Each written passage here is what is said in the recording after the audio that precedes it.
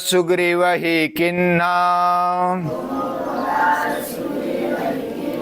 राम मिलाय राजपद दीना।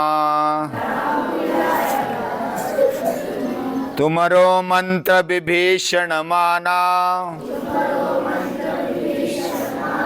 लंकेश्वर भय सब जग जाना। तुमरो मंत्र विभीषण माना लंकेश्वर भय सब जग जाना।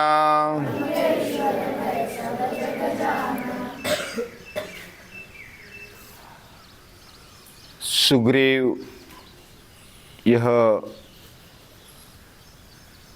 हनुमान की सलाह से राजे बन गए, किष्किंधा के राजा बन गया। वैसे तो बाली का जो पुत्र था उसका नाम क्या था? अंगद। हाँ, वह राजकुमार था। और बाली को यानी अंगद के पिता को मारने के बाद अंगद बहुत ही क्रोधित हो गया था और क्रोधित होने के बाद वो विरुद्ध हो गया था, राम के विरुद्ध, सुग्रीव के विरुद्ध।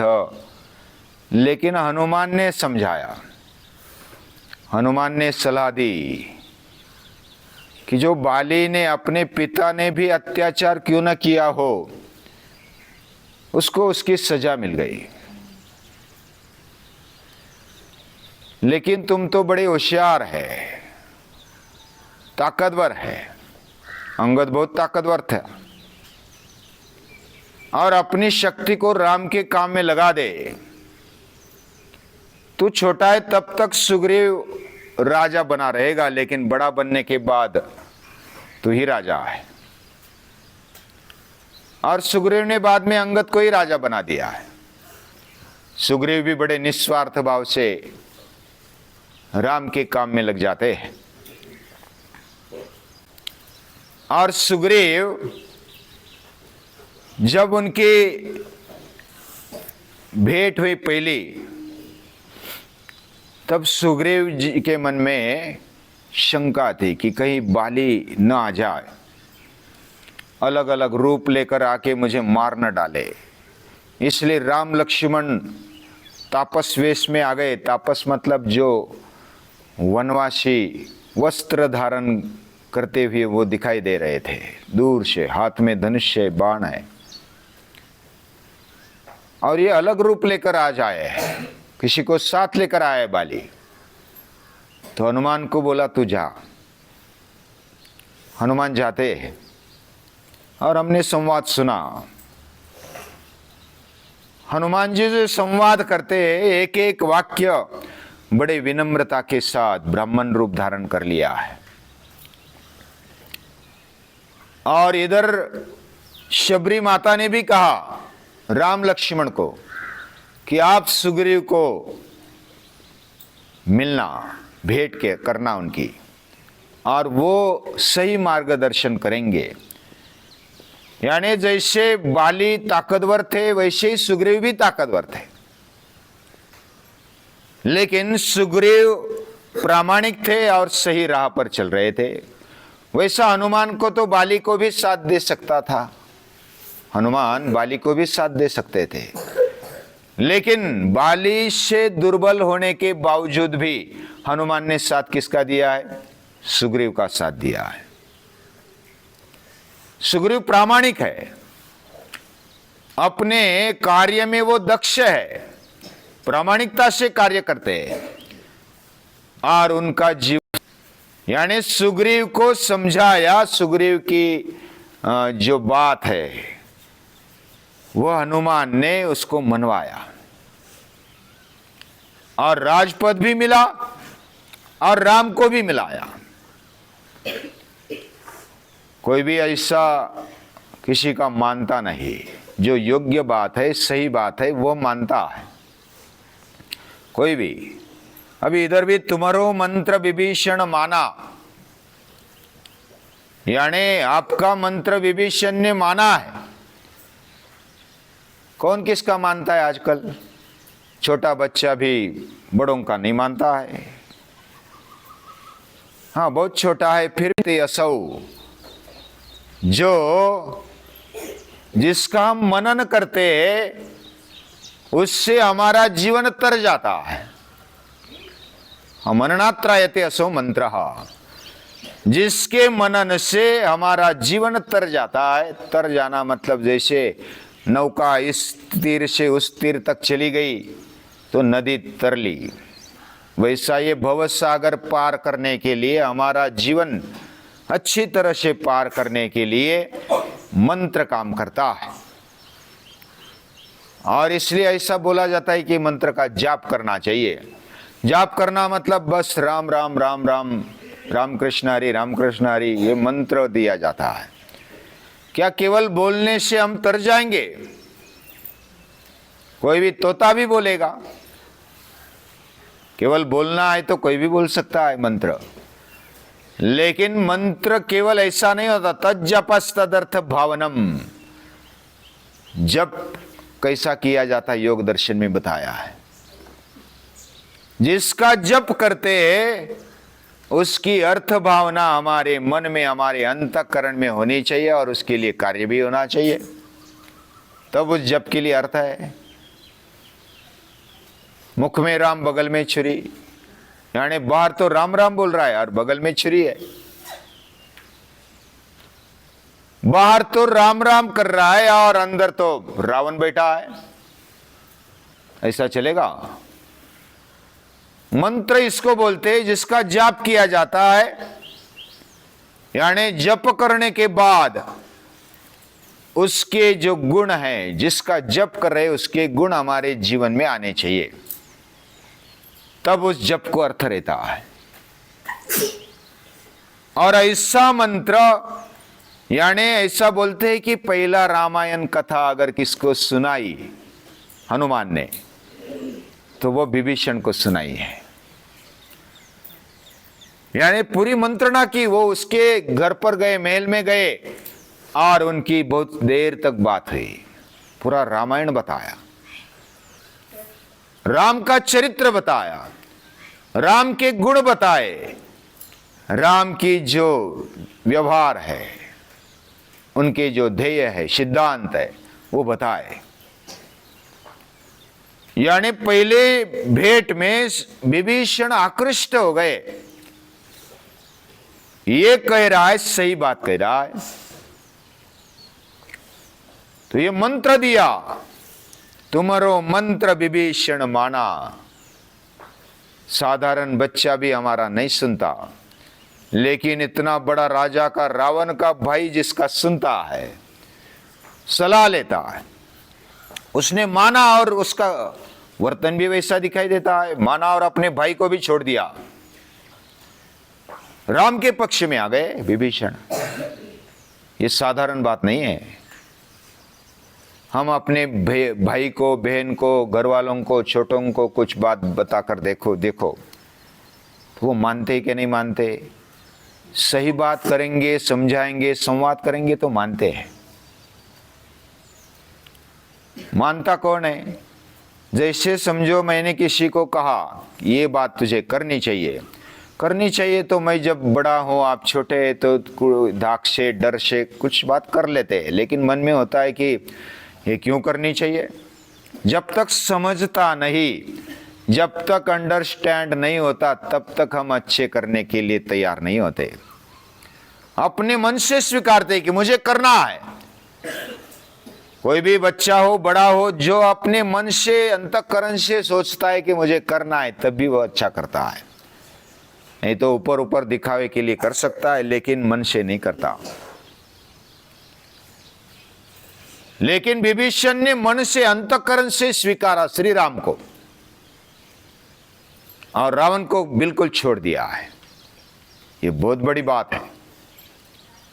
जिसके साथ जीवन भर रहा, जिसके भाई बनकर, यानी कि अपना भाई, खुद का भाई, अपने एक ही मां है और बचपन से रहा है, उसको छोड़ना है, ये साधारण बात नहीं है। उसको लंकेश्वर बनना था ऐसा भी नहीं है, लेकिन वो बन गए। राम का साथ किया तो लंकेश्वर बन गए, राजा बन गए। और राम को इतना विश्वास था, अपने बाहुओं पर, भुजा पर, अपने बल पर श्री राम ने, जैसे विभीषण आ गए और उन्होंने मन से, अंतःकरण से स्वीकार कर लिया कि मैं अभी आपका बन गया, आप जो भी बोलेंगे मैं करने के लिए तैयार हूं, लड़ने के लिए भी तैयार हूं। आप राजा हैं, आप लंका के अधिपति है, लंकेश्वर है, और उनका राज्याभिषेक करवाया है। किसका? विभीषण का। आते ही राज्याभिषेक करवाया, पत्थर पर बिठाया और राज्याभिषेक करवाया, मुकुट चढ़ाया। यानी राम का निस्वार्थ भाव भी दिखाई देता है।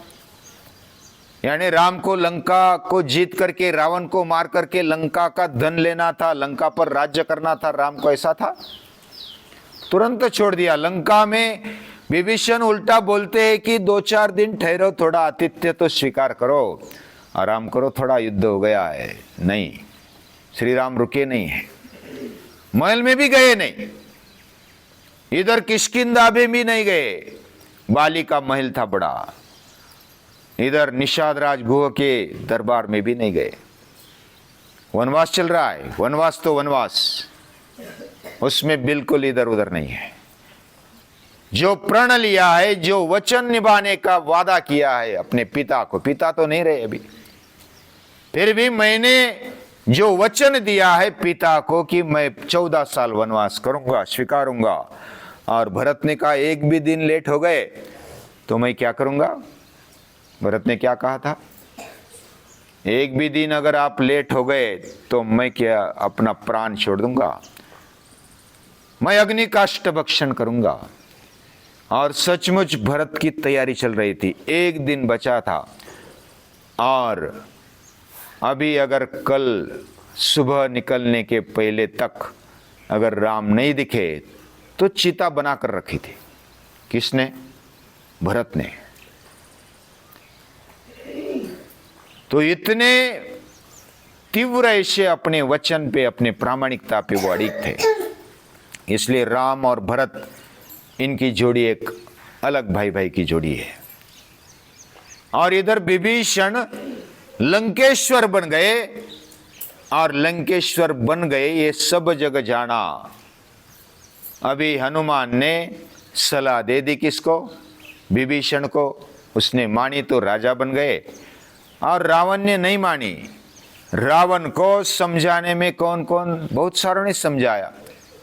विभीषण ने समझाया, अपने भाई विभीषण ने समझाया कि परस्त्री को लाना ये तो पाप का काम है, और तूने ये पाप किया है, जब तक तू इसको रखेगा तो ये अग्नि जैसी तुझे जला डालेगी, तुझे खत्म कर देगी, तू उसको छोड़ दे, उसके लालच में मत आ। नहीं माना। फिर मंदोदरी बोलती है, मंदोदरी बोलती है कि मेरे जैसी पत्नी होते हुए भी तू दूसरे स्त्री के चंगुल में फंस गया, ये अच्छी बात नहीं है, तू उसको छोड़ दे। राम बहुत ही अच्छे राजा है, वो बात के प्रसंग बाद में देखेंगे। लेकिन मंदोदरी ने समझाया, मेरे पति होकर के मेरे से जो क्या सुख मिलता है वो कम होता है, आप ऐसे क्यों कर रहे हैं? आप छोड़ दो सीता माता को और राम से मिल जाओ, राम के शरण में जाएंगे तो आपका उद्धार होगा। ये मंदोदरी बोलती। और एक माल्यवान करके मंत्री रहते हैं, वो भी समझाते, वो बूढ़े हैं, रावण से बड़े हैं, वो समझाते आप गलत कर रहे हैं। रावण को बोलते कि तू गलत कर रहा है, तू सीता माता को छोड़ दे। कुंभकर्ण भी सलाह देता है। कुंभकर्ण जो रावण का भाई है, वो सुत सोया हुआ था।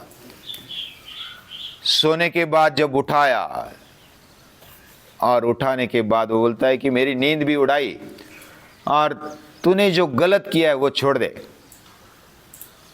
मेरी नींद जाने दो, लेकिन तू जो पाप कर रहा है वो अच्छी बात नहीं है। तो ये कुंभकर्ण भी समझाते हैं। और एक राक्षसी वंश में जन्मा हुआ कालनेमी, वो भी समझाता है, वो भी बहुत बलाढ्य है। उसको हनुमान ने भगाया, पराजित किया है। लेकिन वो सलाह देता है कि श्री राम जैसे प्रामाणिक, सत्य की राह पर चलने वाले, धर्म का पालन करने वाले इस दुनिया में अभी तक कोई नहीं है, और उसके राह पर चल। रावण को समझाया, लेकिन रावण ने नहीं माना। तो हनुमान ने भी सलाह दे दी, अंगद ने भी सलाह दे दी। अंगद ने तो ऐसा बताया, तू अगर नहीं मानेगा तो ब्रह्मा या तो जो भी देव तेरे अधीन तू मानता है वो भी तेरा सहाय नहीं करने वाले, तू मरेगा ही मरेगा। ये बात ध्यान रख ले। यानी अंगद छोटा होने पर भी रावण जैसे वीर को, बलाढ्य शत्रु को बोलता है, और मेरे पिता ने तो तुझे बगल में लेकर के 6 महीने तक रखा था, मैं उसका बेटा हूं,